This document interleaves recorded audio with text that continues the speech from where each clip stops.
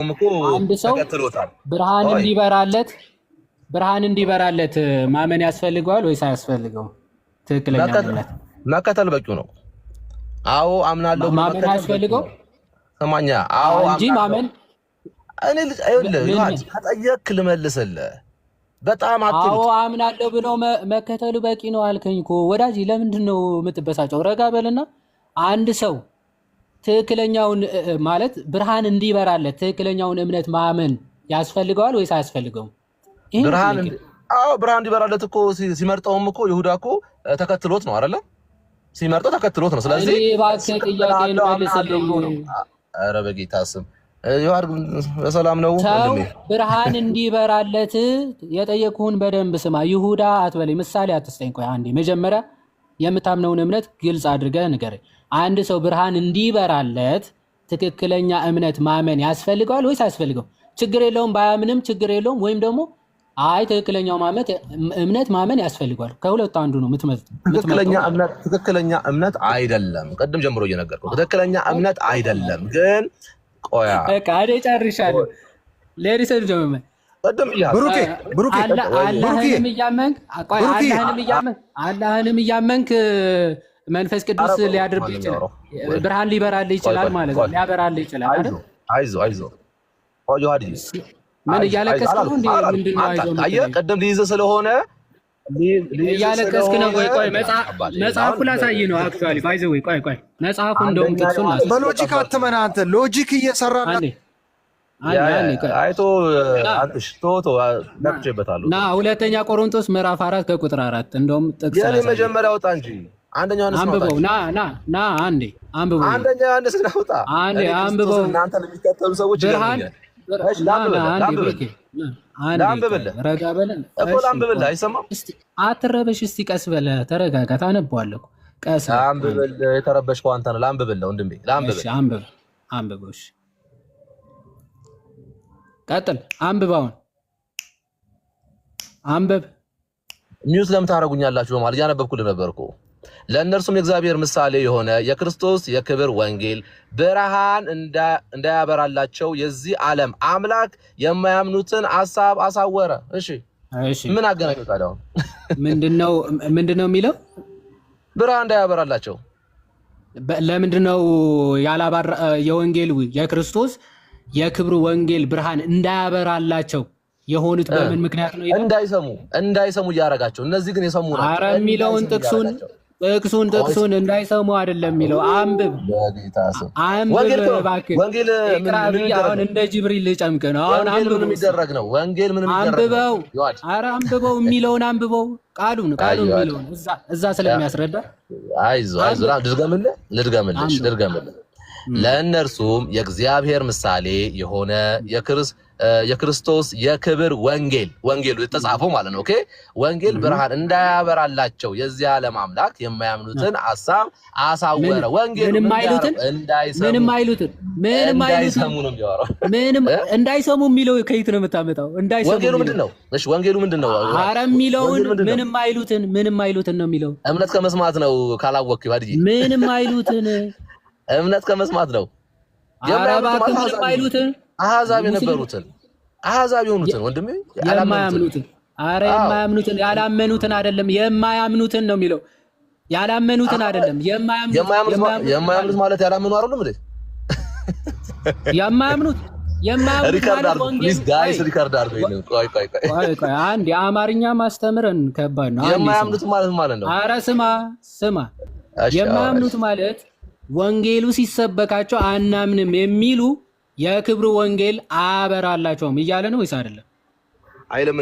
አይልም እንደዛም። ይኸውላችሁ እምነት ከመስማት ነው። እዚህ ጋር ያወራው አንብብ ነው ማነብል ወንድሜ። የማንበብ ችግር አለ እንዴ? 3 ጊዜ ነገር ማለት ከገባው እኮ ነው። 3 ጊዜ አንብበ ማይገባም። እሱ ማወቅን እኮ በዚህ መረዳት መጽሐፍ ቅዱስ እንደኔ ይረዳል ነው ትላለህ። ወደ ስድብ ደግሞ ገባ። አነብልሃለሁ።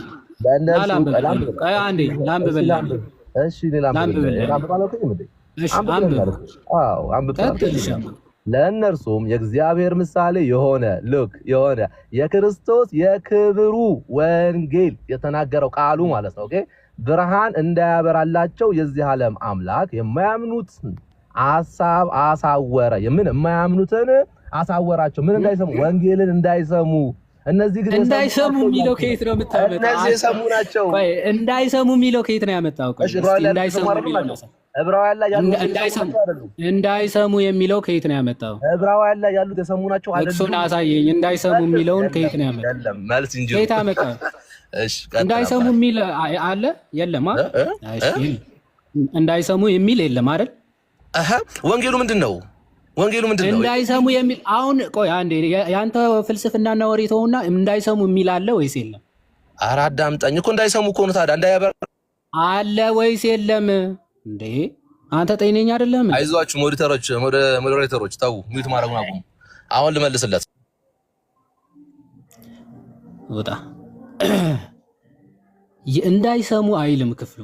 የማያምኑት ሲባል ኦልሬዲ ስለሰሙ ነው የማያምኑ የተባሉ እንጂ ካልሰማ ሲጀመር እንዳይሰማ ከተደረገ ለማመን ራሱ ፕሮባቢሊቲ ምናምን የለውም እኮ። አሁን እነዚህ ግን ፐርፐዝሊ ምንድነው ሐሳቡን ተረድተው እንዳይቀበሉ የዚህ ዓለም አምላክ አደረገ እንጂ ጭራሽ እንዳይሰሙ አይደለም።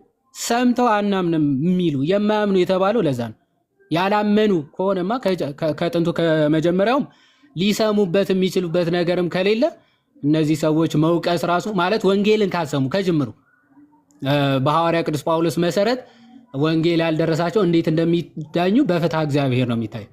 እዚህ ክፍል ግን እየተነገረ ያለው የወንጌሉ ብርሃንን እንዳያበራላቸው ለሰዎቹ ማለት ነው። የዚህ ዓለም አምላክ ምን አለ? የማያምኑትን ምን አደረገ? ሐሳባቸውን አሳወረ። ስለዚህ ወንጌል ካላመንክ በስተቀር ስታምን ነው የሚያበራልህ ማለት ነው። ማመን ስትጀምር ነው ወንጌሉ ራሱ ሊያበራልህ የሚችለው። ያላመንክ ከሆንክ የወንጌሉ ብርሃን አይበራልህም ማለት ነው። ስለዚህ ብርሃን እንዲበራልህ ራሱ ማመን መቀበል የግድ ያስፈልጋል። እነዚህ ሰዎች ደግሞ ምንድነው የሚለው ዕብራውያን 6 ላይ ያለው? አንዴ ምን ብሎላቸዋል? አንድ ጊዜ ብርሃን የበራላቸው ናቸው። ሰማያዊውንም ስጦታ ቀምሷል። በጣም የሚገርማችሁ እነዚህ ሁሉ ስጦታዎች የሚሰጠው ማን ነው? እግዚአብሔር በምንድን ነው የሚሰጣቸው? በእምነታቸው አይደል ነው? እያዳላ ዝም ብለው ፕሪዴስቲን ላደረጋቸው ቢያምኑም ባያምኑም ቢክዱም ሙስሊም ቢሆኑም ፓጋን ቢሆኑም ለእያንዳንዱ ዝም ብለው የመንፈስ ቅዱስ ስጦታ ይሰጣል። ሰማያዊ ስጦታ ይሰጣል። በጣም ትልቅ ክህደት እኮ ነው። በጣም ትልቅ ክህደት። ሮሚ ምዕራፍ እንትን ያለውን ላንሳና ወደ ወንድሞች ይሄዳል። ሮሚ ምዕራፍ 6 አይ ቲንክ ምዕራፍ 5 ነው። ምዕራፍ 5 24 አካባቢ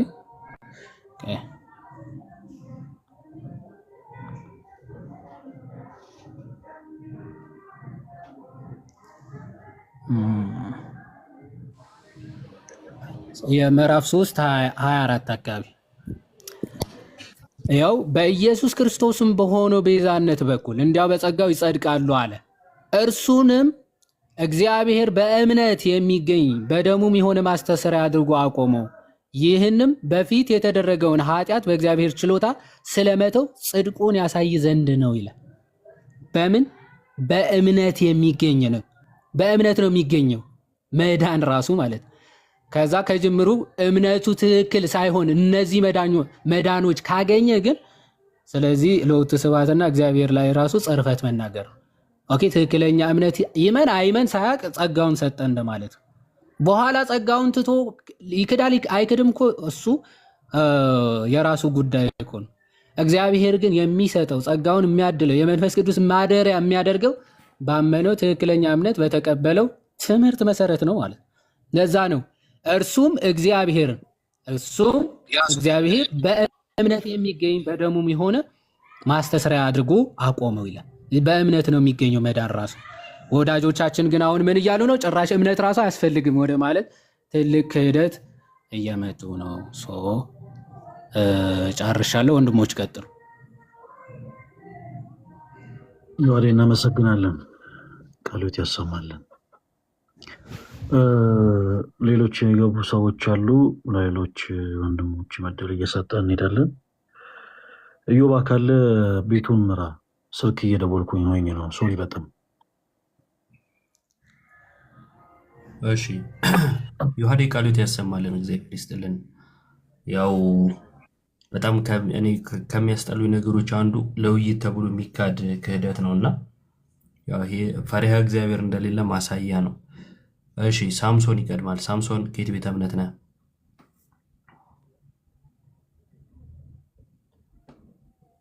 ሳምሶን ይሰማል? ይሰማል። እንዴት ናችሁ? አለን። ከየት ቤተ እምነት ነህ? ወንጌል አማኝ ነኝ። ወንጌል አማኝ። እሺ አሁን የነበረውን ውይይት ሰምተኸዋል? አልሰማሁም። ዕብራውያን ምዕራፍ 6 ላይ ዮሐዴ ያነሳው ነጥብ ነበረ እና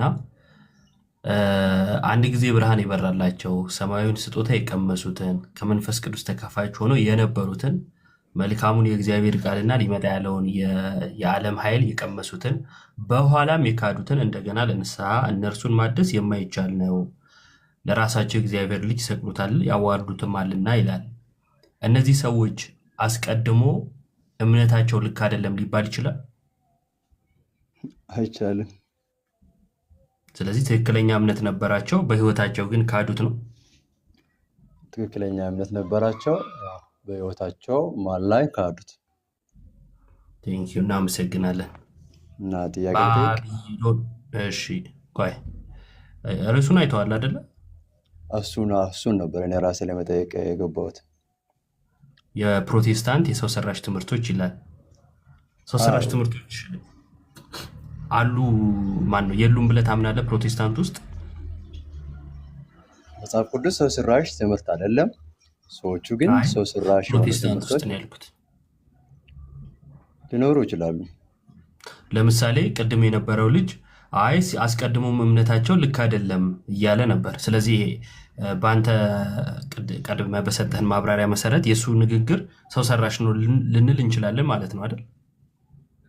መጽሐፍ ቅዱስ እንከን የሌለበት እንትን ነው። ግን ሰዎች ከራሳቸው የተነሳ ከራሳቸው ፍላጎት የተነሳ እንዳሻቸው ትምህርቱን ላበላሹ ይችላሉ።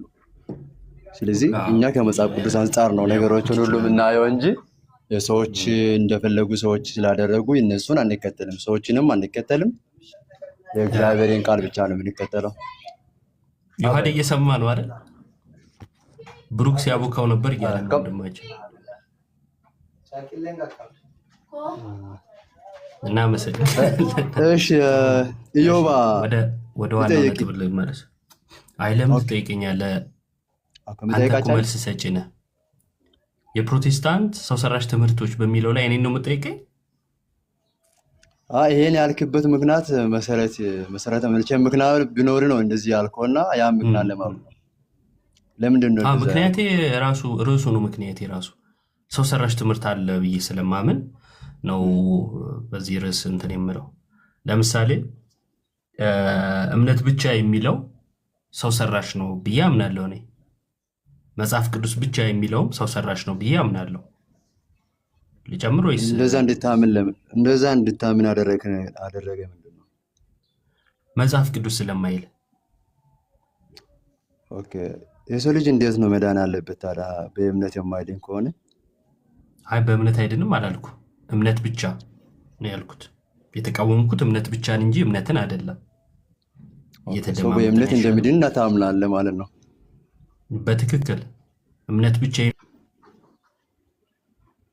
የሚለው ግን ሰው ሰራሽ ትምህርት ነው። እርሱም የማርቲን ሉተር እንትን ነው ምንድነው ትምህርት ነው። ማርቲን ሉተር ደግሞ ሰው ነው። ስለዚህ ሰው ሰራሽ ትምህርት ነው እልሃለሁ። አሁን ሰው ሰራሽ ትምህርት ያልክበት ምክንያት ብቻ ለምትለው ቃል ነው አይደል? እንጂ ሰው በእምነት እንደሚድን ታውቃለህ።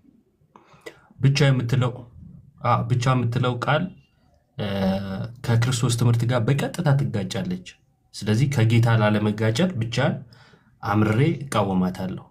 አይ ግድል የምሰጠኝ ማስረጃ ስለምረዳ አውቃለሁ። እኔ ምልክ ሰው በእምነት እንደሚድን ካወቅኩ በኋላ እርግጠኛ ከሆንክበት በኋላ ሌላ ነገር ለምን እንዳስፈለጉ መረዳት ነው አለብኝ ወይ ብቻ የምለውን ነገር እየተቃወመን መኖር አለብን? ሌላ ነገር ያልከኝ ምንድን ነው? ለምሳሌ ሰው ከእምነት በኋላ ከዳነ በኋላ አንተ መንግስት ሰራተኛ ከሆንክ በኋላ ስራዬን በአግባብ መስራት ግዴታ አለበት።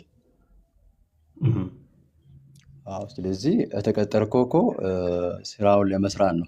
የዳነ ሰው እግዚአብሔር አሰበለትን እግዚአብሔር አዘጋጀለትን ስራ ይሰራል እንጂ አንተ ለራስህ ያዘጋጀ።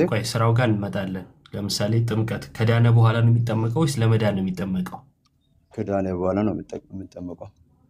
እስቲ ማስረጃ ስጠኝ። ከዳነ በኋላ ነው የሚጠመቀው የሚል እኔ ደግሞ ለመዳን ነው የሚጠመቀው ብዬ ማስረጃ ሰጥሃለሁ። ኦኬ እሺ፣ አንድ ደቂቃ ባብል ላጣ ይቻላል።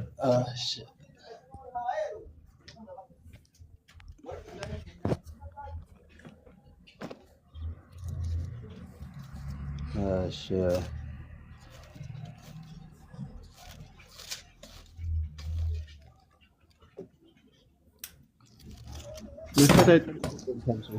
እዚህ መጽሐፍ ቅዱስ ስለተከፈተ ጥቅስ መስጠት ይችላል። እዚሁ ላይ ታነባል። እሺ ሐዋርያት ሥራ ምዕራፍ 8 ቁጥር 13 ፕሮፋይል ቀይረ ሌላ ሰው መስለኛል እኮ። አረ ችግር እሺ ሐዋርያት ሥራ ምዕራፍ ቤተ እምነት ነህ አለ ማለቴን ማመስገን። እሺ ስንት አልከኝ? ሐዋርያት ሥራ ምዕራፍ 8 የሐዋርያት ሥራ ምዕራፍ 8 እሺ ቁጥር 12 ላይ አንብብልህ። ቁጥር 12 ላይ ቁጥር 12 እሺ አንብ ትችላለህ። እሺ አዲሱ መደበኛ ትርጉም ነው ያዝኩኝ፣ ትንሽ ግራ እንዳያጋባክ ብዬ ነው። ነገር ግን ፊልጶስ ስለ እግዚአብሔር መንግስትና ስለ ኢየሱስ ክርስቶስ ስም የሰበከላቸው አምኖ በመቀበላቸው ወንዶችም ሴቶችም ተጠመቁ ይላል። ከላይ ማንም ባመኑት ጊዜ ኢየሱስ ክርስቶስን ሰበከላቸው አምኖ በመቀበላቸው ወንዶችም ሴቶችም ተጠመቁ ይላል። ካመኑ በኋላ ነው ተጠመቁ። ክፍሉ የሚለው ግን ምንድን ነው? አምኖ ከዛ በኋላ በማን ተራስ ያመኑት የሚለው ማንን ነው? ኢየሱስ ክርስቶስ ነው። እሺ ቆይ አንዴ እዚህ ጋር ያለው ላንብብልህና የሐዋርያት ሥራ ምዕራፍ 8 ቁጥር 12 አይደል ያልከኝ? ነገር ግን ስለ እግዚአብሔር መንግስትና ስለ ኢየሱስ ክርስቶስ ስም እየሰበከላቸው ፊልጶስን ባመኑት ጊዜ ወንዶችም ሴቶችም ተጠመቁ ይላል።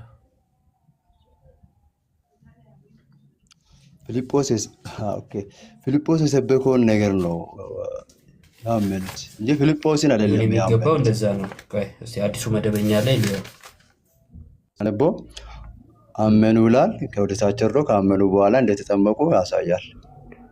እኔ ከዳኑ በኋላ ተጠመቁ የሚል አንጣ እንጂ ካመኑ በኋላ ተጠመቁ የሚል አንጣ ብያለሁ። ብቻ የሚለውን ቃል አይደለም የፈለከው? አይደለም። አረ እየተደማመጥን ስለ ብቻ አወራንና እሱን ማስረጃ ልስጥ ብቻ የሚለው ጋር ብዬ የኔን ማስረጃ እንኳን ልስጥ ስል አይ ምን እንደምሰጠኝ ስለማቅ ቶ አልከኝ። ከዛ ቀጠልክና ስለ ስራ ልታወራ ሞከርክ። አይ አንዴ መንግስት ሰራተኛ ከተቀጠርክ በኋላ ነው የምትሰራው ምናምን ነገር አልከኝ። አይ ስራውን ተወውና ለምሳሌ ጥምቀት ለመዳን ነው ወይስ ከዳንክ በኋላ ብዬ ስል ከዳንክ በኋላ ነው የምትጠመቀው አልከኝ። እስኪ ከዳንክ በኋላ ነው የምትጠመቀው የሚለውን አንጣ ስል ሐዋርያት ሥራ 8:12ን ጠቀስክ። ሐዋርያት ሥራ 8:12 ደግሞ ነገር ግን ስለ እግዚአብሔር መንግስትና ስለ ኢየሱስ ክርስቶስ ስም እየሰበከላቸው ፊልጶስን ባመኑት ጊዜ ማለት ፊልጶስ የሰበከላቸውን ወንጌል ስለ ኢየሱስ ባመኑ ጊዜ ብለን እንረዳ። ወንዶችም ሴቶችም ተጠመቁ ይላል።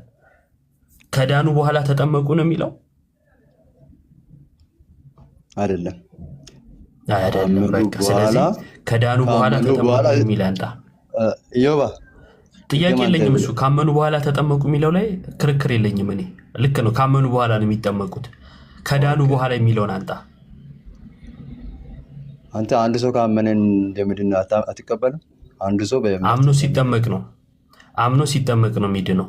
ማስረጃ ልስጥህ። አምኖ ሲጠመቅ ባይጠመቅስ አይድንም ማለት ነው? ካልተጠመቀ አይድንም። ካልተጠመቀ አይድንም።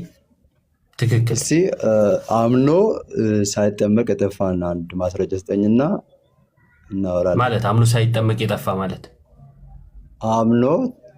አምኖ ሳይጠመቅ የዳነን ሰው ማስረጃ ሰጣለሁ። አንተ አምኖ ባለመጠመቁ የጠፋ እንደዛ ተብሎ አልተጻፈም። አምኖ ከዛን ሳይጠመቅ ጠፋ ምናምን ተብሎ አልተጻፈም። ምክንያቱም እንደዛ አይነት ታሪክ ስለሌለ። ኦኬ። ስለዚህ አምኖ ባለመጠመቅ የጠፋ ማንም የለም። አምኖ አለመጠመቅ አይችልም ሲጀመር። ማለትም ሲያምን ጥምቀት ለድህነት የሚለውን አብሮ ስለሚያምን የግዴታ ይጠመቃል። ነገር ግን ለመዳን ማመን እና መጠመቅ ነው የሚያስፈልገው። ለምን? ለመዳን።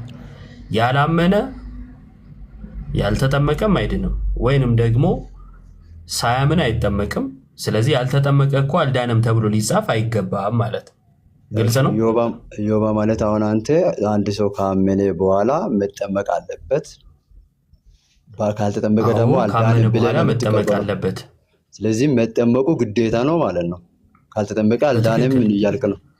በትክክል ግዴታ ከሆነ ጌታ አጠገብ የተሰቀለ ሰው አልዳንም ማለት ነው። ኢየሱስ ራሱ የመሰከረለት ከእኔ ጋር በገነት ትኖራለህ ብለዋል። ያ ሰው አልዳንም ማለት ነው። በዛ ጊዜ የነበረው የኢየሱስ ጥምቀት ነበር አልነበረም? ታዲያ ጥምቀት የኢየሱስ ጥምቀት ባልነበረበት ሰዓት ላይ የነበረን ሰው ከኋላ በመጣ ነገር ጀጅ ማድረግ ይቻላል? እንዲያረገም እንዲያረገ ማለት ይቻላል?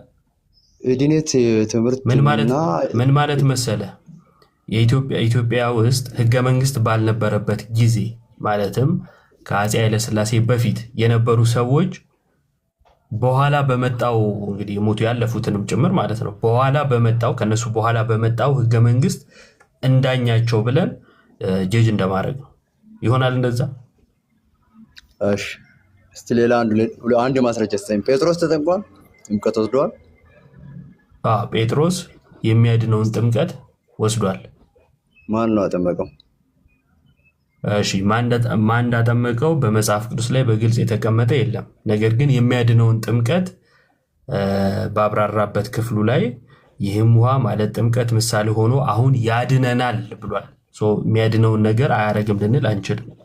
ጥያቄውን ልድገምልኝ። ጴጥሮስ መጠመቁ የሚያረጋግጥ እሱ ያስተማሪውን ትምህርት ሳይሆን አትድገምልኝ። ራሱ ስለ ጥምቀት የተናገረው ነገር ስላለ እሱ ስለ ጥምቀት የተናገረውን ነገር ወስጃለሁ። እሱ ግን በከሌ ተጠመቀ ምናምን የሚለው ያልተጻፈ ነገር ላይ መመራመር አይጠበቅብኝም። ስለ ጥምቀት ምን አስተማረ የሚለው ግን በግልጽ ተቀምጧል። ጥምቀት ያድነናል ብሎ ተናግሯል። በቃ 4 ነጥብ። እሱን ተቀብያለሁ። አሁን ያንተን አንጣ ማስረጃህን። አሁን አንተ ለምሳሌ ስለ መከላከያ ስላወራክ መከላከያ ነህ ማለት ነው ኢዮባ? እሱ እኮ አወራውን እኔ አሁን ለምሳሌ ስለ መከላከያ ስላወራሁት መከላከያ ነኝ፣ መከላከያ ቡድን አባል ውስጥ ነኝ ማለት ነው። የምን መከላከያ የምታወራው ወዳጅ? ከመንግስት ጋር አታገናኘ ሳምሶን። እባክህ የምናወራው ስለ መጽሐፍ ቅዱስ ነው፣ ስለ ወታደሮች ነው እንደሚያወራው። እኔ ደግሞ ለምንድነው ከመንግስት ጋር አታመጣጠን? ሳምሶን ኢዮባን እየደገፍኩ ነው። እኔ ወንድሙ አጉል ነገር ውስጥ እንድገባ አይፈልግም። ቆይ አንዴ ምሳሌ አብሮ እንደማይሄድ ላሳየ። አብሮ ይሄዳል አላልኩም እኮ አንተ እንድትረዳኝ ነው። አንዴ እኮ ገባኝ። ምሳሌው እንደ ምሳሌነት ነው የወሰድኩት፣ ከጥቅሱ ጋር ላምታታባ አይደለም። በቃ እንደ ምሳሌነት ወስጄው፣ ግን እኔ ከነገርኩ ጋር ማች አያረግም። ምን ማለት ነው? ጴጥሮስ ያድነናል ነው ያለው። ያድነናል ማለት ራሱን አካቷል ማለት ነው። መከላከያ ነኝ ካልክ አዎ መከላከያ ነህ። ነንም ካልክ በብዛት ውስጥ ራስን ከተ ነን እያልክ ነው ነህ። ስለ መከላከያ ስታወራ ግን መከላከያዎች እኮ እንደዚህ እንደዛ ካልክ ራስህን ሶስተኛ ወገን አድርገህ እያወራ ነው፣ ስለነሱ እየተረክ ነው ይባላል። መከላከያዎች ነን ካልክ ምሳሌ ስለወሰድኩኝ ይቅርታ አድርግልኝ። ከውጭ ምሳሌ ስለወሰድኩኝ መጽሐፉ ላይ እስቲ አንተም ክበትና እያነበበን ለመረዳት እንሞክር። እሺ፣ የጴጥሮስን ቃል ላምጣልና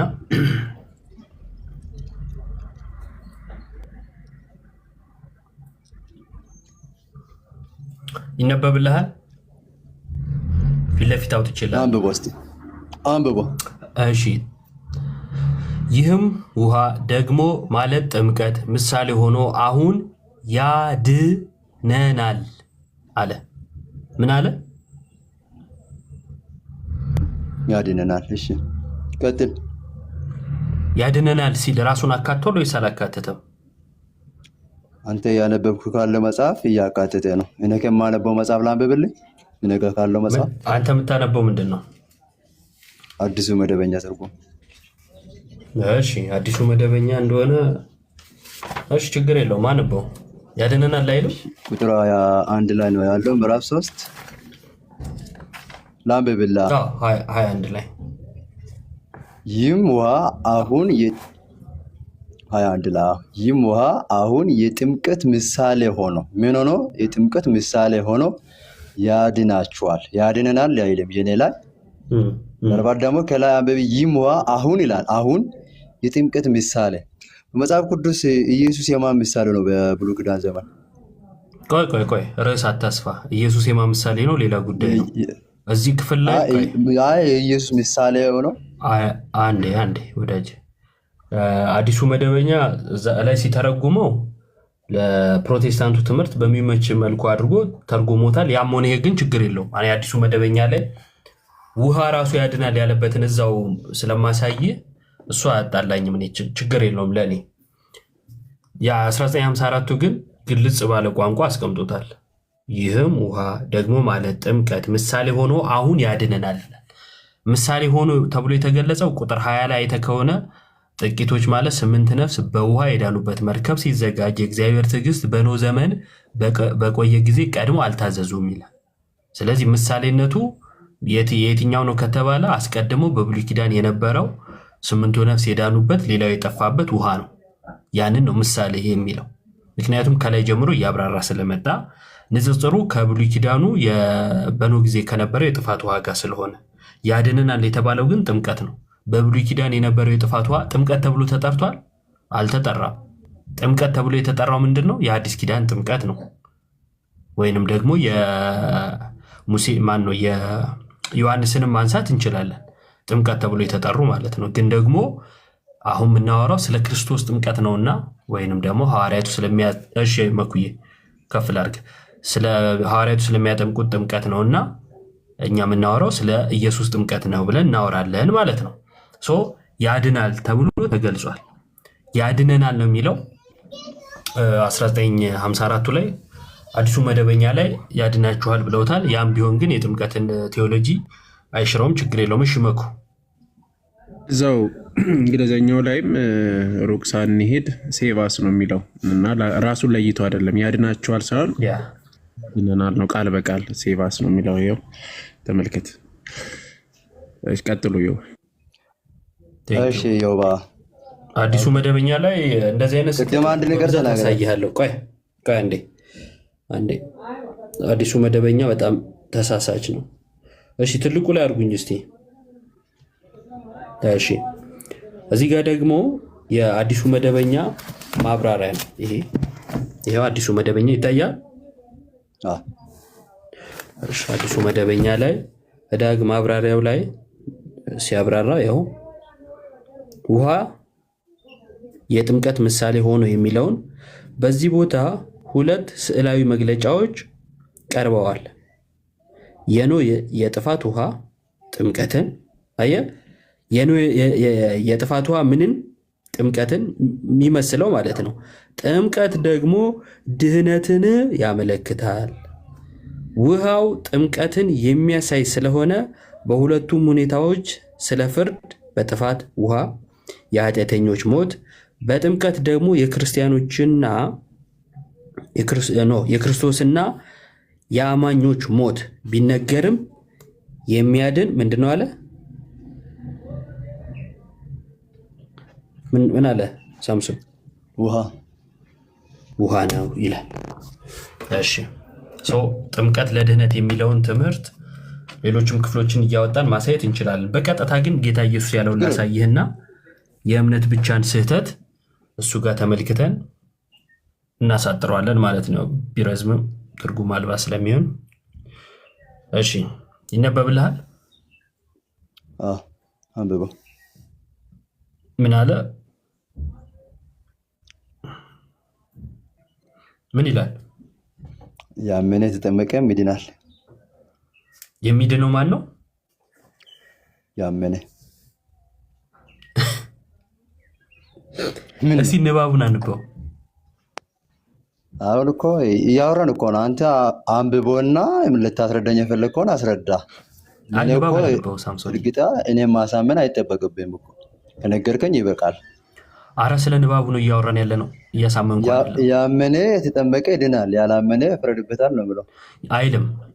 ንባብ ራሱ ልክ አይደለም። በደንብ ፊደሎቹን ያቸው እና ንባብ ያመነ የተጠመቀም ይድናል። የማን ስላጎደልኩ ነው ያመነ የተጠመቀም ይድናል። ምን አጎደልካት?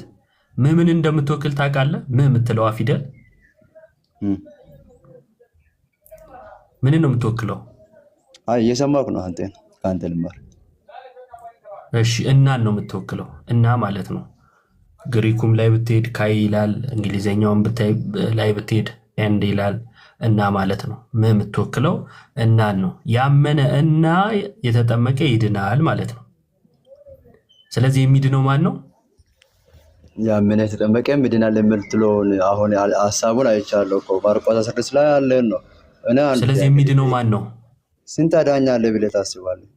ቆይ ችግር የለው መልሳለሁ። የሚድነው ማን ነው? ስለዚህ የሚድነው ማን ነው? በዚህ ንባብ መሰረት ያመነ የተጠመቀ። ስለዚህ ማመንም መጠመቅም ለምንድን ነው የሚያስፈልጉት? ለድነት። አሁን መልስልኝ። ስንት አዳኝ አለ? ከምን አንጻር ነው ስንት አዳኝ አለ ያልከኝ? ከእግዚአብሔር መለኮታዊ አዳኝነት ጋር ያይዤ ነው። ስንት አዳኝ እንዳለ ማዳን የእግዚአብሔር ነው ይላል መጽሐፍ። ኦኬ ማዳን የእግዚአብሔር ነው፣ ማዳን የበጉም ነው ይላል። እሺ ኦኬ አንድ እግዚአብሔር ብቻ ነው ማዳን የሚችለው ማለት ነው። ትክክል። ኦኬ ክርስቶስም ማዳኝ ነው፣ ውሃም ማዳኝ ነው ይቻላል። እሺ ንስሐ ያድናል። ንስሐ ሲገባ እንደውም ንስሐ እምነት ያድናል። ያመነ ይድናል። እምነትም አዳኝ ነው፣ ኢየሱስም አዳኝ ነው። አይጋጭም። ያመነው ክርስቶስን ነው፣ ውሃውን አይደለም። ውሃውን የምንጠመቀውም ከኢየሱስ ጋር አንድ ለመሆን ነው። ማስረጃ ልስጥህ እኮ አንብቤያለሁ ማስረጃውን። እኔ እኮ ጥምቀትን እየተቃወምኩ አይደለሁም እኮ። ሰው ካመነ በኋላ ይጠመቃል። እሱማ እኮ ለመዳን እንደሆነ ፍሬ ማፍራት አለበት። ችግር የለውም። ፍሬውን ተውና ለጊዜው በቃ ለመዳን እምነትና ጥምቀት በማለት እምነት ብቻን አፈረስክ። ለዛ ነው የፕሮቴስታንት ሰው ሰራሽ ትምህርት አለ ከሚለው ውስጥ አንዱን ሳነሳ እምነት ብቻ የተቃወምኩት ለዚህ ነው። አንተም ልክ ነው፣ ሰው ሰራሽነቱን አምነሃል። ምን ብለህ ጥምቀት ለድህነት ብለህ ብቻ የምትለዋ ከጥምቀት የምትለየውን ቃል ገፍተሃል። አይ እኔ እምነት ብቻ ስል ጥምቀትን አለይ የምትለኝ ከሆነ ደግሞ ማውራት እንችላለን። እኔ እምነት ብቻ ነው ሰውን የሚያድነው እግዚአብሔር ፊት ማንም በሰራ ስራ ወይም ደግሞ በሚፈጽሙ ተግባራት አሁን ለመዳን ማመንና መጠመቅ ነው የሚያስፈልገው አልከኝ። አንድ ጥያቄ ልጠይቅ። የአንተ ስም ኢዮባ መሆኑን በምን ማረጋገጥ እችላለሁ? ዮሐድ አለ በዮሐድ አለው ሲሪየስ ንገረው። ማን ነው ኢዮባ መሆኑን? ያው እኔ አረጋገጥኩ። ኢዮብ መሆን በምንድን ነው ማረጋግጠው? ያው እኔ እየነገርኩ ነው። አይ ረ ኢዮብ ነገረኝ።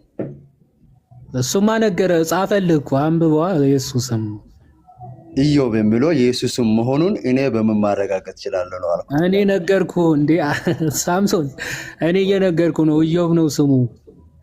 ይጨመርላ ሌላ አንተ ምስክር ስለወጣ አንተን ስም ምስክርነት አልቀበለም። ለዛ ነው የእሱ ምስክርነት ነው የምቀበለው። የማን ምስክርነት ነው የምትቀበለው? መጽሐፍ ቅዱስ ላይ ራሱ የሚያረጋግጥልኝ ቢያረጋግጥልኝ ኢዮብ ራሱ ኢዮብ ንገረው በቃ።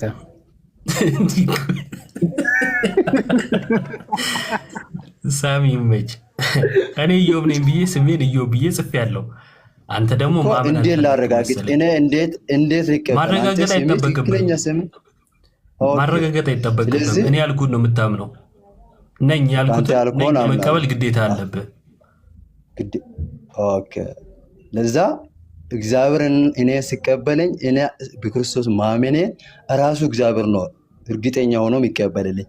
እኔ ግን የአንተ ስም ኢዮብ መሆኑን የአንተ ማታወቅ አይቼ ኖ ኦኬ ትክክል ነው ኢዮብ ነው ስሙ ብዬ መታወቂያውም ላይ እኔ ነኝ በእኔ ፍቃድ ነው መታወቂያም ላይ ስም የሚሰፍረው እኮ ሳምሶን ቆይ የሎጂክም ችግር አለብህ አንተና ማይገናኝ ሎጂክ ዝም ብለህ አታምታታ። የመጀመሪያ ስለ መታወቂያ ካነሳ መታወቂያ ላይ ስሜ ኢዮብ ይባል ወይም ጫላ ከበደ ይባል የምለው እኔ ነኝ። እሺ ስለዚህ መታወቂያው የሚገልጸው እኔን ነው፣ እኔም የምገልጸው ራሴን ነው። ስለዚህ እኔ ባልኩ ነው የምታምነው ማለት ነው። ቆይ አንዴ ስርስር ያታውራ። ይሄኛው ያመጣኸው ነገር አብሮ አይሄድም። ስለዚህ ለወደፊቱም ዝም ብለህ ማይገናኝ ነገር አታገናኝ፣ ጥሩ አይደለም። በቃ ዋናውን ሀሳብ እንዳትቀበል ስለሚያደርግ ማለት ነው። ቆይ አንዴ ወደ ዋናው ነጥብ ስመጣ እምነት አሁን ነጥብ ላይ እናውራ። ያሁኑ ነጥብ ነው እኮ አንተን ለመረዳት ተው እንጂ ምን ሆነህ ነው? እምነት ብቻ የሚለውን ስንቃወም አልኩ መጽሐፍ ቅዱሳዊ ስላልሆነ ነው። የፕሮቴስታንት ሰው ሙት ማድረግ እኮ ፌር አይደለም። ላውርድታች ኧረ መፍትሄ ነው። ስለ ስም ካልተወያየው ብሎ ስለ ስም ለመወያየት እንደዚህ መሰገጥ እንዲህ ጥቅስ ስለ ስም ነው የማወራው። ጉድ እኮ ነው ዘንድሮ። እሺ የሚገርም ነው። ፕሮ የምትባል አካውንት ብሎክ አድርጉት እስቲ። ሚዩት ነው ያደረኩት ብቻ ነው ተሳስቼ እና የትኛውም ኦርቶዶክስ ቤት ስታገኙት ብሎክ አድርጉት። ምንም የማያውቅ በየሄደበት ስድብ ብቻ የሚያውቅና ከስድብ ውጭ ምንም አይነት ማንነት የሌለው ሰው ነው። ምንም ማለት ነው። እና ተሳዳቢነት ስለሆነ እውቀቱ መቶም ጥቅም ስለሌለው እንደዚህ አይነት አላስፈላጊ ሰዎችን ብሎክ አድርጓቸው። እኔ ቤት ብሎክ ነው፣ አያስፈልግም። በገባበት ሁሉ ስድብና የቅዱሳን ስድብ እውቀት መስሎ የሚታየው ሰው ነው። በእሱ እኔ ሁሉ ፕሮቴስታንቱ ብዬ አልናገርም። በቃ እንደሱ አይነት ሰውም ስለሌለ ማለት ነው። የዚህን ያክል ብቻ ብሎክ አድርጉት። እሺ እና በአጭሩ ሰው ሰራሽ ትምህርት ብለን የገለጽነውን ራሳቸው ፕሩፍ እያደረጉ ነው እየወጡ ያሉት ማለት ነው። ቅድም ብሩክ ከአዴጋ ሲወያይ ራሱ ነው ፕሩፍ አድርጎ የወጣው። እንደውም ይሄኛው መጣና ራሱ ሰው ሰራሽ ትምህርት ነው ያለው ብሎን ነበር ካስታወሳችሁ። ዕብራውያን 6ን ስናነሳ ማይክ ከፍተህ ስለትዘጋለህ ሞዴሬተር ነው የዘጋው። ሳላውቀው ነው የዘጋሁት። ሞዴሬተር ነው የዘጋው። ጽሁፉ መጥቶልኛል። እሺ ማይኩን ከፈትኩና ላወራ ስል መሰለኝ። ከዛ ሞዴሬተር ሚውት አለኝ። ችግር የለውም። እሺ በቃ በአጭሩ ብዙ አላቆይ ትቀጥላለህ ከወንድሞች ጋር። ሰው ሰራሽ ትምህርት እንዳለው አረጋግጦልን ነው እየወጣው ማለት ነው ወንድማችን። ቀጥሉ መኩታ። አይዞህ አትለውም እንደ ከፍቶ ለማሳል ነበር የከፈትከው። አማኑኤል የዘጋው ማን ነው? ሞዴሬተር ማን ነው? ጴጥሮስ ለስጋ ድነት ነው ወይ 21 ላይ የተጠቀሰው 8 ነፍሶች የዳኑበት ውሃ ብሎ ያነሳው ጴጥሮስ ያነሳው የዘላለም ሕይወት ያገኙበት ነው ወይስ እያለ ያለው የስጋ ድነት ወይም ነፍሳቸው ከውሃ ጥፋት የተረፈበት ነው? የኔ ጥያቄ እሱ የብሉይ ኪዳንን በአዲስ ኪዳን ምሳሌ ጥላ አድርጎ አመጣና በአዲስ ኪዳን ያድነናል አለው። አዲስ ኪዳን ያለው ጴጥሮስ ለስጋ ድህነት ነው የሚለው ማስረጃ አለ። የብሉይ ኪዳኑን አይደለም የጠየቀው። ብሉይ ኪዳን ጥላ ነው። እሱ በርስ ባይበርስ ይዘው አለ እኮ። ለምን አናነብም ክፍሉ? ስለዚህ በአዲስ ኪዳን ጴጥሮስ ያድነናል ያለው የስጋን ድህነት ነው። እሱ ቦታ ላይ አንተ ከፋፍለ ነው የምታየው። ማለት 8 ነፍሶች የዳኑበት ሲል 8 ነፍሶች የዘላለም ሕይወት ያገኙበት ነው እያለ ነው። ኒው ጀነሬሽን አሁንም በድጋሚ ጠይቀሃለሁ። የጠየቅኩ ይህም ውሃ ደግሞ ማለት ጥምቀት ምሳሌ ሆኖ አሁን ያድነናል ያለው ጴጥሮስ ለስጋ ድህነት ነው ወይስ አይደለም? መጀመሪያ እሱን ለይልኝ። የሚቀድመው አለው ከላይ ያለውን የሚቀድመውን እናስቀድመው። ይቅደም አይቅደም ጴጥሮስ ያለው ጀምረን እናንብበው። አንዴ እሱ እናነባለን። መጀመሪያ እምነትን ንገረኝ፣ እዚህ ላይ ያለህን አቋምን ማለት ነው። ጴጥሮስ ያለው ለስጋ ድህነት ነው ወይስ ደግሞ ለዘላለም ሕይወት ነው? ሁለቱ ምሳሌ ሆኖ እኮ ነው እያለ ያለው። ከዛ ታብራራለህ። እሱ ችግር ታብራራለህ። አንተ የትኛው ነው? ለስጋ ድህነት ነው ወይስ ደግሞ ለዘላለማዊ ህይወት? እኔ ደግሞ ከሀያ ጀምረን እንየውና እዛ ጋር ደግሞ እስከ መደምደሚያ ላይ ለመድረስ ሀያውን በደንብ ማየት አለብን። ጥቂቶቹ ማለትም 8 ነፍስ በውሃ የዳኑበት መርከብ ሲዘጋጅ የእግዚአብሔር ትዕግስት በኖህ ዘመን በቆየ ጊዜ ቀድሞ አልታዘዙም። ይህም ውሃ ደግሞ ማለት ጥምቀት ምሳሌ ሆኖ አሁን ያድነናል። የሰውነት እድፍ ማስወገድ አይደለም፣ ለእግዚአብሔር የበጎ ሕሊና ልመና ነው እንጂ ይህም በኢየሱስ ክርስቶስ ትንሣኤ ነው ይላል። ስለዚህ አንተ የጴጥሮስ ያለው ለስጋ ድህነት ነው ወይስ ደግሞ የዘላለም ህይወት ነው ያለው? ለዘላለም ህይወት ነው ብዬ ለመውሰድ የበጎ ሕሊና ልመና ስለሆነ የክርስቶስ ስም ነው። አሁን የክርስቶስ ትንሣኤን በማመን ነው የሚለው ላይ እኔ እዚህ ጋር ውሃ ብቻውን ያድናል፣ ሜሪሊ ወተር ያድናል የሚል እምነት ባይኖረኝም በኢየሱስ ክርስቶስ ስም ጥምቀት ያድናል ቢባልም አሁን እኔ በጥምቀት እግዚአብሔር ያድናል እንጂ ጥምቀት ያድናል የሚል እምነት የለኝም። ጥምቀት ውሃውን ብቻ ያድናል የሚል እምነት የለኝም። አሁንም በድጋሚ ወደ ሌላ ነው እያወራ ያለውን ይቅርታ አድርግልኝና የተጠየቀው ጥያቄ ምንድን ነው? አሁን ብቻ የሚለው ምናምን አልጠየቅኩም፣ ብቻም አላልኩም፣ ከኔም አልወጣም። አንድ ጥያቄ ብቻ ነው የጠየቅኩት። ይህም ውሃ ደግሞ ማለት ጥምቀት ምሳሌ ሆኖ አሁን ያድነናል ያለው ጴጥሮስ የዘላለም ህይወት ነው ወይስ የስጋ ድህነት ነው? አሁን የበጎ ሕሊና የዘላለም ህይወት ነው። ይሄማ በቃ እሺ፣ ቴንክ ዩ ሚዩት አድርገውና አላስጨንቅህ ማለት ከየት አመጣ የስጋ ድህነት ምናምን ብዬ አላስጨንቅም። እሺ ኢማኑኤል፣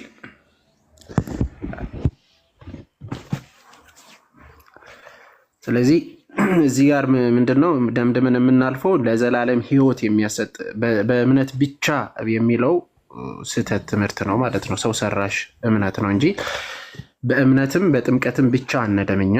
አንድ ሰው አምኖ ተጠምቆ ይድናል በቃ። ስለዚህ ትምህርታችን እምነታችን ይሄ ነው።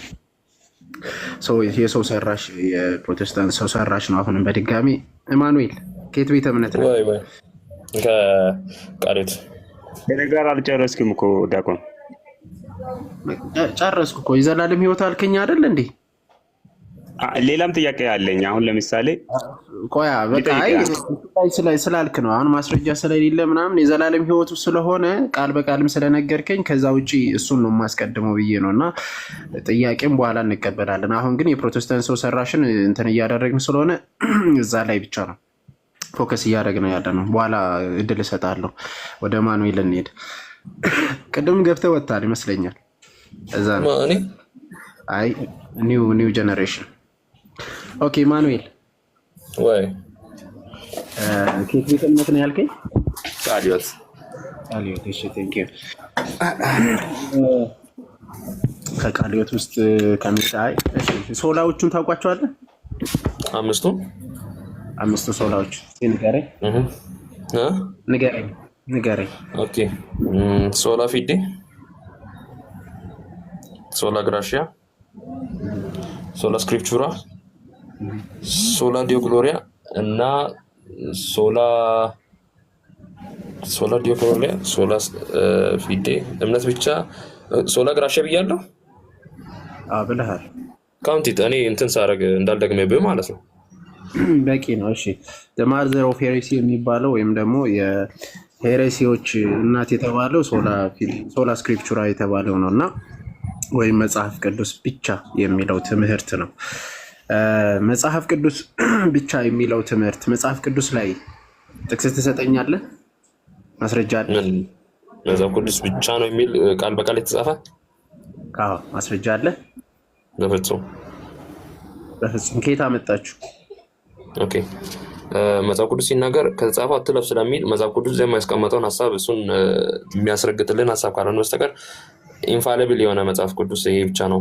ኢንፋሊብል ትላላቸው ውይይት ላይ የማይዋሽ አይሚን ኖርማል ልክ የሆነ መጽሐፍ ቅዱስ የተሰጠን ይሄ ነው። ሌላው ደግሞ ቅዱሳን መጽሐፍትን የሚደግፉ አይነት ኮመንታሪ ካልሆነ በስተቀር ሌላው ሁሉ በመጽሐፍ ቅዱስ ሊካተቱ አይችሉም ብዬ ስለማመን ነው። ይሄን ነው ቀጥልና እናወራለን። ስለዚህ ከየት አመጣችሁ? መጽሐፍ ቅዱስ ብቻ የሚለው መጽሐፍ ቅዱስ ላይ የለም አልከን ቃል በቃል። ስለዚህ ከየት አመጣችሁ? መጽሐፍ ቅዱስ ብቻ የሚለው መጽሐፍ ቅዱስ ውስጥ ጥቅሱ የለም። አንደኛ ዋና ማስረጃ። እሺ ወደ ሁለተኛ ልሂድና ማቴዎስ መጽሐፉን በምን አወቀ? ማቴዎስ መሆኑ ማቴዎስ ወንጌላዊ ማቴዎስ ወንጌልን ጽፏል ብለህ ታምናለህ አይደል? በምን አወቅ? ጥቅስ አለ ማስረጃ? ኦፍኮርስ መጽሐፍ ቅዱስ እኮ ይሄ ነው ብዬ የምልህ አሁን ኦብቪስሊ ማስረጃ የምትፈልጉ ከጥቅሱ ነው ከራሱ መጽሐፍ ቅዱስ ነው የምትፈልገው? ከመጽሐፍ ቅዱስ መጽሐፍ ማቴዎስ እንደጻፈ ለማወቅ ፈልገህ ማለት? ፈልጌ እኔው መጽሐፍ ቅዱስ ያልተጻፈን ነገር አለ ብዬ ከመናገር በፊት ከሌለ ቀጥታ አባቶች ምንድን ነው ያሉት ማንን ነው ያሉት የሚለውን አያል ማቴዎስ እንደሆነ ማለት ነው። ስለዚህ አባቶችን ትቀበላለህ? አባቶች ቀጥታ መጽሐፍ ቅዱስን የማይቀረን ከሆነ እቀበላለሁ። አዎ። እሺ ከአባቶች ከምትቀበላቸው አራቱ ወንጌላውያን ተጻፈው የሚያምነውን እምነት ታምናለህ? መጽሐፍ እንደገና ማንነትን እያረብኝ ነው። ድምፅ ጠፍቶ እየመጣ ነው። አይሰማም? አውራ እስኪ። እሺ ጥሩ። አባቶችን ይቀበላሉ አልከኝና ከመጀመሪያዎቹ አራቱ ወንጌል ማንነትን እያረብኝ ምንድን ነው? እሺ አሁንም በደንብ ስማ። አይደለም ኢቫ ከፍቷል መሰለኝ። አውራ እንዴል። መልካም። እሺ ይሰማል አይደል? የኔ ድምፅ ይሰማኛል። ያንተ መሀል ላይ ከሚገባ ውጭ። በጣም ጥሩ። አባቶችን ይቀበላሉ አልከኝና አባቶች ከሚቀበሉት የመጀመሪያ አራቱ ወንጌላውያንን የለዩት አንዱ ኢራኒየስ ነውና ቅድም ደግሞ መጽሐፍ ቅዱስ ብቻ ነው ያልከውና መጽሐፍ ቅዱስ ብቻ ብለህ እነሱ የለዩበትን አራቱ ወንጌላውያን የለዩበትን አባትን ይቀበላሉ አልክ። አይጋጭብህ ማለት? አሁንም በድጋሚ ማን ነው የለየው? አሁን ስታስረዳኝ እንዴት ታስረዳኛለህ? በድጋሚ ወንጌል ያለ ማን ነው? ቆይ አንዴ ወንጌልን አራቱ ወንጌላውያን እነዚህ ብቻ ናቸው ያለው ማን ነው? እኔ አሁን አንተ የጠራው ሰውዬ ማን ነበር? አልነግርህም እኔ። ኦኬ እሱኛው ሰውዬ የቤተ ክርስቲያን እውነተኛ አባት ይሁን አይሁን አምና ሹር ብቻ ግን ያለ እንደሆነ ልክ ነው። እኔ ግን የቤተ ክርስቲያን አባት ስለ እዚህ ያለውን ቤተ ክርስቲያንን ወክሎ ያለ መሪ ያስቀመጠው መጽሐፍ ቅዱስ ሐሳብ ይሄ ነው ብሎ ያስቀመጠውን አንድ፣ ሁለተኛ ደግሞ ያን ያክል ይሄ ኤንሸንት የቤተ ክርስቲያን አባቶች ያሉትን ሙሉ ባላጠናም ግን እንደዚህ ብለዋል ብሎ የሚመጡትን ትምህርቶችን ስቀበል እያየው ነው ብያለሁ እንጂ ኤቪደንስ በኤቪደንስ ያንን አባትን በምን ተቀበልክ? ያንን አባት ለምን ተቀበልክ? መጽሐፍ ቅዱስ ለምን የተቀበልኩት? መጽሐፍ ቅዱስን ሐሳብ መጽሐፍ ቅዱስ ራሱን ስለሚናገር ሌላ አይነት አስተምሮ እንዳልወጣ ስለሚያደርግ ዲያቆን የጠየቁ በደንብ ጨርሶ ይርሶ ነው ጨርሶ ሚት አድርገውና ማለት ያንን አባትን በምን ተቀበልክ? ኦብቪስሊ ባስቀመጠው ትምህርት ምናልባት ከሱ ሰምቶ ካለፉት ወይስ ምን ባስተምሮ ተቀበልክ መሰለህ? ማለት የመጀመሪያ እንገርና ሰው አለ መሰለኝ ከጀርባ ራቅ በል። እኔ ጋር አይደለም እዚህ ክሪሶ ከፍቶ እየዘጋ ነው ሳያውቅም ቢሆን ብቻ ልጅ። እሺ እኔ ስሙ ልንገርህ። ኢራኒየስ ለምሳሌ የቸርች ፋዘር የሚባሉት ኢራኒየስ ነው። አራቱ ወንጌልን ለይቶ የሰጠ አሁን ላይ የምንጠቀመው ከሌሎች ወንጌላት ለይቶ የሰጠ እሱ ነው። እና በምንድን ነው እርሱን አንተ የተቀበልከው?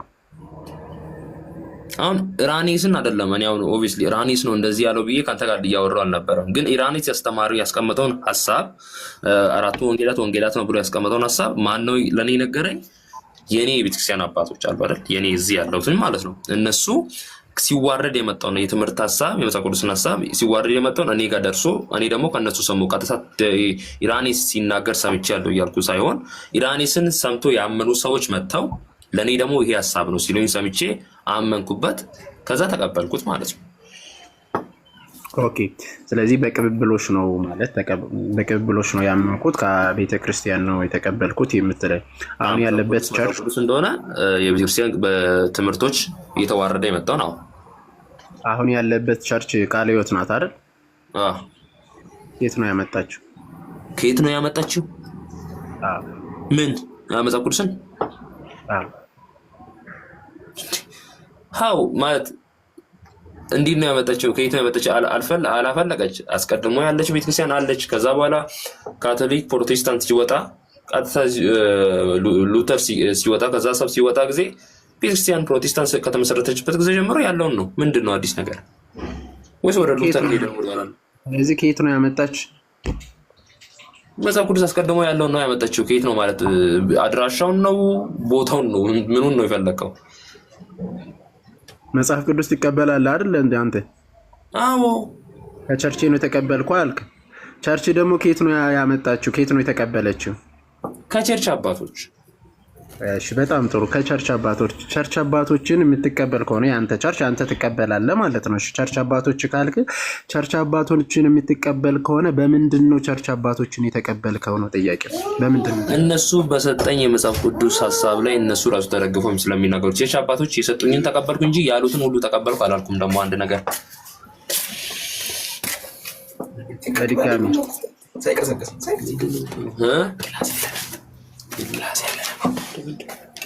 ማን ነው ከጀርባ ያለው? ራቅ በልሽ ነው። ሶሪ አሁን ክላስ ዶርም ስላለው ተማሪ ድንገት መጥተውብኝ ነው። ቀጥል። ቅድም የተጠየቀው ጥያቄ ወደዛ ልመለስና ያንን አባት ራኔስን ጠቅሼልህ ነበረ። አሁንም ወደዛ ዞረን ተመለስነና እንዳይሰለች መጀመሪያ አባቱን የሰርች ፋዘርን በምንድን ነው የተቀበልከው ያልኩትን አልመለስክልኝም። በምንድን ነው የተቀበልከው? አሁን ስፔሲፊክ አድርግልኝ በእናትህ። በምንድን ነው? ትምህርቱን ነው የምነግርህ ወይስ እሱን እንድቀበል ያነሳሳኝ ነገርን ነው የምነግርህ? ስለ ትምህርት እያወራን መሰለኝ። አይ ስለ መጽሐፍ ቅዱስ ነበር። ስለ ትምህርት ስለ በምን ተቀበልከው ስትል የምንን ትምህርት አምነን ነው የተቀበልከኝ ነው ሀሳብህ? መጽሐፍ ቅዱስ ትምህርት አይደለም እንዴ? ኖ አንተ የሆነ እንትን አርጉመንቱን እንትን አታርገው። መጽሐፍ ቅዱስ ትምህርት አይደለም ልልህ አይደለም። መጽሐፍ ቅዱስ ኢዝ ኤቭሪቲንግ። ግን አሁን ኢራኒያንስን በምን ተቀበልከው ብለህ ስትጠይቀኝ ጊዜ ኢራኒስን በምን ተቀበልከው ማለት በምን አንገላይቼው ነው? ኢራኒስ ምን ሆኖ ነው የተቀበልከው ነው ሀሳቢ? ወይስ መጽሐፍ ቅዱስ እሱ እየሰጠውን ለምን ተቀበልክ ነው? ለምን ነው ወይስ በምን ማለት በምንን አልገባኝም። ተረዳኝ። ስላብራራለህ እንድትረዳ ሌሎችም ከስርም እንዲረዱ። ራኔስ መጽሐፍ ቅዱስን ለይቷል። ከብዙ የነበሩት በጣም ወንጌላት ነበሩ፣ ጊኖስቲኮች እና በዛ ኖስቲሲዝም የነበረበት ሰዓት ላይ በጣም ብዙ ወንጌላት ተጽፏል። ከዛ ለይቶ 4 ወንጌላውያን ብቻ ናቸው ያለው ቅዱስ አባት ማን ነው? ራኔስ ነው። ስለዚህ መጽሐፍ ቅዱስ ብቻ የሚል መጽሐፍ ቅዱስ ላይ የለም። መጽሐፍ ቅዱስን ለይቶ ደግሞ የሰጡን አባቶች አሉ። ከአባቶችን ደግሞ ራኔስን ጠቀስኩልህ። ራኔስን ደግሞ አንተ ትቀበላለህ፣ ተቀብያለሁ። መሰረቱ እሱ የማያምንበትን ማለት ራኔስ የማያምንበትን ወይም ደግሞ ራኔስ የሚያምነውን አምነ አንተ የማትቀበለው ከሆነ ራኔስ የሚያምነው አንተ አትቀበለው፣ ግን መጽሐፉን ትቀበላለህ። ሎጂኩ አያስኬድም ማለት ነው። አይ ሎጂኩነቱን አይደለም። እኔ አሁን ራኔስ ብለህ የነገርከኝ ባይዘ አንተ ነህ። እኔ መጽሐፍ ቅዱስን ከቤተክርስቲያን ከበሩ ቤተክርስቲያን ከማን ነው? ከቤተክርስቲያን አባቶች። ከዛ ወንጌልን ማን ነው ያለው ስትለኝ ጊዜ አሁን እኔ ወንጌል ይሄ ነው ብዬ ስፔሲፊክ ሰውዬ ሳላውቅ ስቀር አንተ ምንድን ነው ያልከኝ? ራኔስ ነው ያልከኝ። ኦኬ ራኔስ ከሆነ ጥሩ እስከ እሱን የተቀበልኩት አልኩን እንጂ እሱን ሙሉነቱን ትምህርቱን ተቀበልኩ እያሉ አይደለም። አሁን ለምሳሌ አንድ ራኔስን ተውና በቃ የአባቶችን ትምህርት አንተ አትቀበልም፣ ግን መጽሐፍቶቻቸውን ትቀበላለህ። የአባቶቻችን ትምህርት ሁሉንም አይደለም። አሁን አልቀበልም ስለ አሁን እኔ ይህን እቀበላለሁ ብዬ ስፔሲፊክ አድርጌ ላውጣ አልችልም። ብዙ ትምህርቶች ስላሉ ማልቀበላቸው ደግሞ መሰረታዊ ከሆኑት ኢሴንሻል ከሆኑት አባቶች የማይቀበሉትን አትቀበልም፣ መጽሐፍቶቻቸውን ግን ትቀበላለህ። ኦብቪስሊ አባቶች ምን እንዳስተማሩ አሁን በዚህ ሰዓት አላውቅም። ምን እንዳስተማሩ ስለ እንደዚህ እያንዳንዱ ትምህርቶቻቸው ነው ልክ ነው ብዬ ልክ አይደለም ብዬ አውጥቼ ያስቀመጥኩልህ የለም። ነገር ግን እነሱ ከሰጡኝ መጽሐፍ 100% አምኜበት እንድድን ነፍሴም አርፋ እንድትገኝ ያደረገኝ መጽሐፍ ቅዱስ በእነሱ ተወዳድሮ የመጣን ተቀብዬ ያለው ነው የምልህ እንጂ ትምህርታቸውን ጭራሽ በጭራሽ አልቀበልም እያልኩኝ አይደለም። መቼስ አባቶች አንተ ያልካቸው አባቶች አሁን ለምሳሌ ሁላችን በምንስማማበት በትሪኒቲ ጉዳይ ላይ ሌላ ትምህርት ያስተማሩ አባቶች ሊኖሩ ይችላሉ። ምንፍቅና ተብሎ ደግሞ የተሰረዙትን ሊኖሩ ይችላሉ። ሰው ይሄ ነው ብዬ አባቶችን ልለያቸው እንደዚህ ናቸው ብዬ ልቆጥራቸው አልችልም። ይሄን ሐሳብ ተረዳኸኝ? ከዛ በኋላ አባቶች ትምህርት የሚባሉትን እሱን ደግሞ እናያለን ማለት ነው። አንተ እያንዳንዱ በዚህ ትምህርት ስትል እነሱ በሰጡት መጽሐፍ ላይ ምንድን ነው የሚለውን ደግሞ እያየን እንሄዳለን ማለት ነው።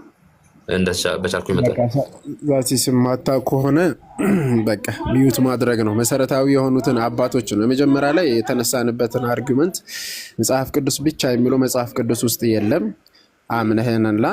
ይሄ ማለት የፕሮቴስታንት ሰው ሰራሽ ትምህርት ውስጥ አንዱ ነው ማለት ነው። መጽሐፍ ቅዱስ ብቻ እዚህ ጋር ታሳብልንጋ አንዴ ቆይ ሚዩት አድርገው በቃ መናገር አልችልም። አንዴ አሳብልሽ ከዛ ተናገራለሁ። ኦኬ ቆይ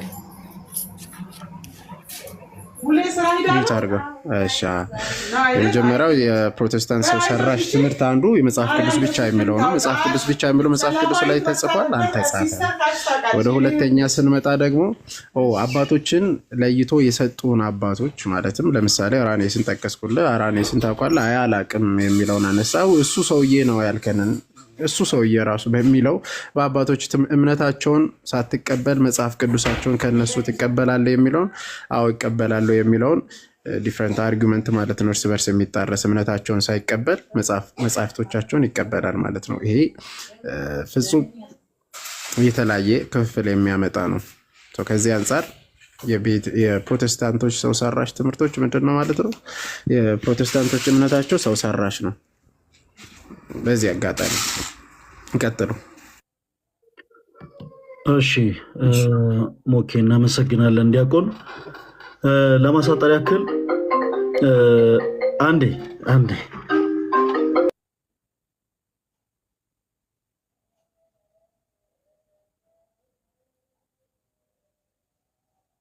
ልጠይቅ ዲኮን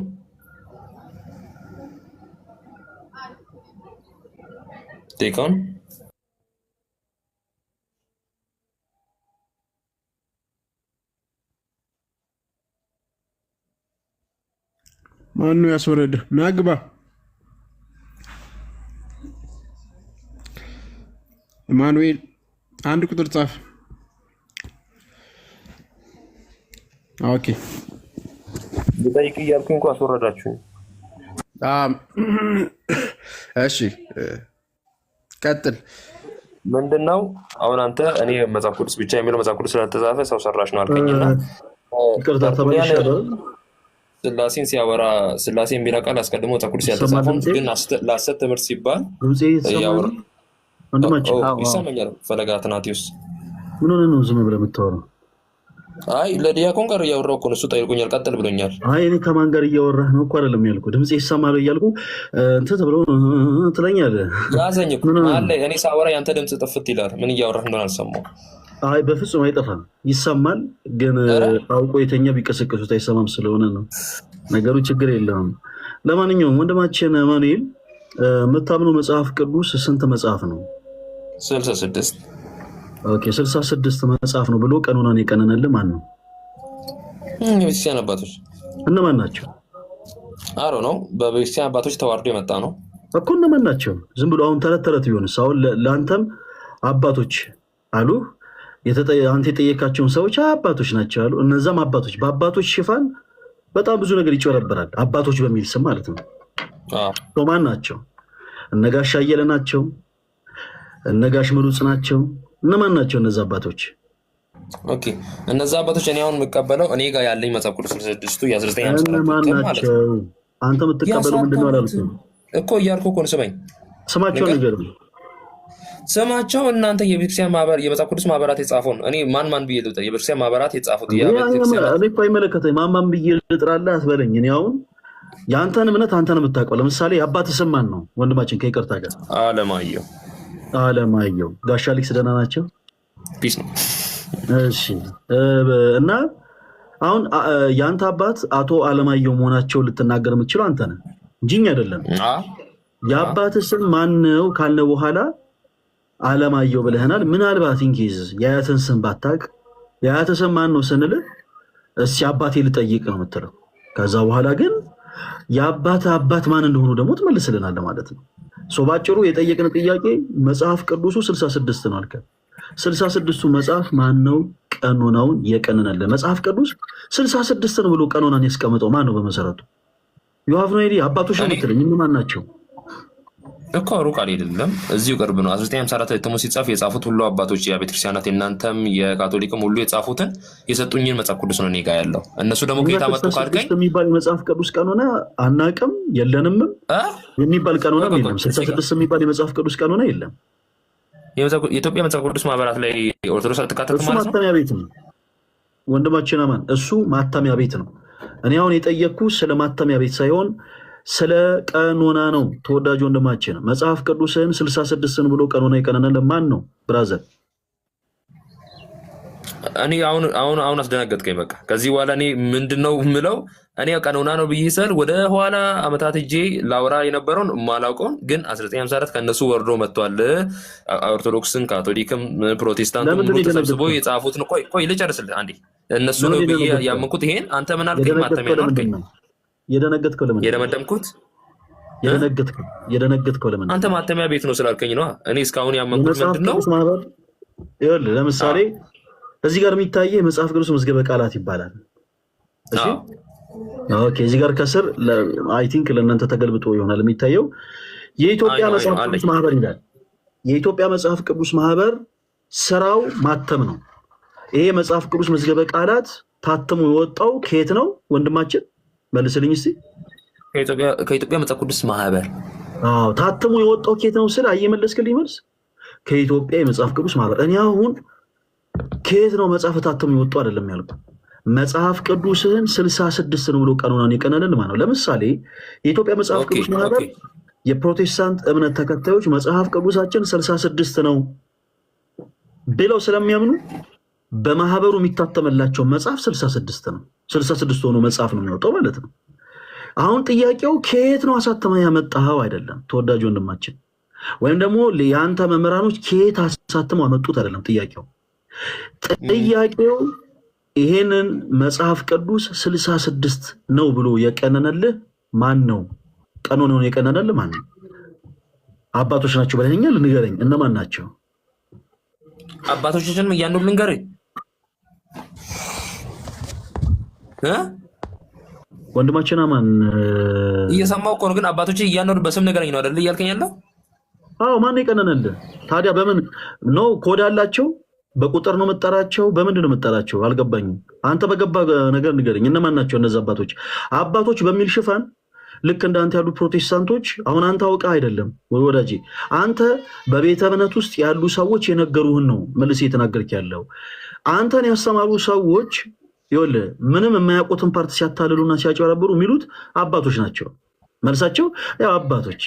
መጽሐፉ ከየት ነው የሚለው? አባቶች። ማን የቀረን? አባቶች። ቆይ እስኪጨርስ አዳምጠኝ። በይዘዌን ተወውና እስኪጨርስ አዳምጠኝ። ለሁሉም ነገር ምንድነው የሚባለው? አባቶች። በአባቶች ስም በአባቶች ሽፋን ደግሞ በጣም ብዙ ሰው ሰራሽ የሆኑ ሀሳቦች እየተፈበረኩ ስለሆነ አባቶች እነማን ናቸው? ለምሳሌ እኛ የኢትዮጵያ ኦርቶዶክስ ተዋሕዶ ቤተክርስቲያን አማኞች አባቶች አሉ፣ እስከ ጥግ ማለት ነው። በደንብ አባቶች አሉ እና ለእያንዳንዱ ሀሳብ በጣም የሚገርም ነገር መሰረታዊ የሆኑ ትምህርቶችን እንኳን ትተህ በጣም እንደው ሌላ የሆኑ ሀሳቦችን ከስርዓት ጋር ተያይዞ ሊሆን ይችላል፣ ከትዳር ጋር ተያይዞ ሊሆን ይችላል። የትዳር ነክ የሆኑ ሀሳቦችን እንኳን እያነሳን ስናስተምር አባቶችን እየጠቀስን እናስተምራለን። ለሁሉም ነገር ትምህርትን ሰንደው አስተምሮን አስቀምጠውልን ያለፉ አባቶች ስላሉ ሰው ወንድማችን አንተን የጠየቅን ጥያቄ ሌላ ነገር አይደለም። መጽሐፍ ቅዱስ 66 መጽሐፍ ነው አልከን። እሺ መልካም፣ መጽሐፍ ቅዱስ 66 ነው ብለህ ታምናለህ። እሺ መጽሐፍ ቅዱስን 66 ነው ብሎ ቀኖናን የቀነልን ማን ነው እንዴ? አንተ ያዝከው መጽሐፍ ቅዱስ ባይሆንስ? 66 ባይሆንስ? ከ66 ያነሰ ቢሆንስ? ከ66 የጨመረ ቢሆንስ? ማን ነው መጽሐፍ ቅዱስን 66 ነው ብሎ ቀኖናን የቀነናለ? የጠየቅኩ እሱ ነው። እሺ እኔ ጋር የደረሰኝ 66 መጽሐፍ የቀነነልኝ ቀኖናን የሰራልኝ ቀንኗሉ ብዬ የምላቸውን ኦብቪየስሊ የሆነ ሰዓት ላውቃቸው እችላለሁ። በስም ደረጃ እንኳን ባይሆንም አባቶች የሚባሉ ላውቃቸው እችላለሁ። ማን እንደቀነነ ታውቃለህ? ይሰጣቀም አንድ ጊዜ ነገሩን አሰልች አታደርገው እባክህን። አሁን ይሄ ልክ እንደ ትምህርት ቤት መጽሐፍ ለእኔ የደረሰኝ አትበለኝ። እሺ እኛ ድሮ የማይሆን ነገር አትበላ። እኛ ድሮ በሃይስኩል ትምህርት ላይ ምናምን ስንማር 10ኛ ክፍል የተማሩ ሰዎች የተማሩበትን መጽሐፍ ለእኛ ይሰጡናል። ያው ተቀዶ ከደረሰን ያው እንደተቀደደ ተንከባክበን እንይዘዋለን። እና ለምን ቀደዳችሁ ስንባል ለእኛ የደረሰን እንደዚህ ሆኖ ነው መጽሐፉን ስንረከብ ነው የምንለው። ያው ለማናቃቸው ተማሪዎች ስለሆኑ ለኛ የሚያስረክቡት። ወዳጅ አሁን እያወራን ያለ ነው ስለ ትምህርት ቤት መጽሐፍ ሳይሆን ስለ መጽሐፍ ቅዱስ ነው። መጽሐፍ ቅዱስን ማን ነው የቀነነልህ? ምታክ ከሆነ የእኛን መጽሐፍ የቀነነው 66ቱን መጽሐፍ 66 ነው ብሎ መጽሐፍ የብሉያት መጽሐፍት እነዚህ የአዲሳት መጽሐፍቶች እነዚህ ናቸው ብሎ ቀኖናን የቀነነልን ይኸው እገሌ የሚባል አባት ነው የምትለው ካለ ምታክ ከሆነ መመለስ፣ የማታክ ከሆነ ደግሞ ሌሎች ሀሳቦችን አለማውራት። ስለዚህ አሁን ለመጨረሻ ጊዜ ድል ሰጣለሁ። ወንድማችን አማን የአንተን መጽሐፍ ቅዱስ መጽሐፍህን 66 ነው ብሎ ቀኖናን የቀነነልህ ማን ነው? እኔ ይሄ ነው የምለው ሰው የለም አላውቅም። መልካም እግዚአብሔር ካንተ ጋር ይሁን።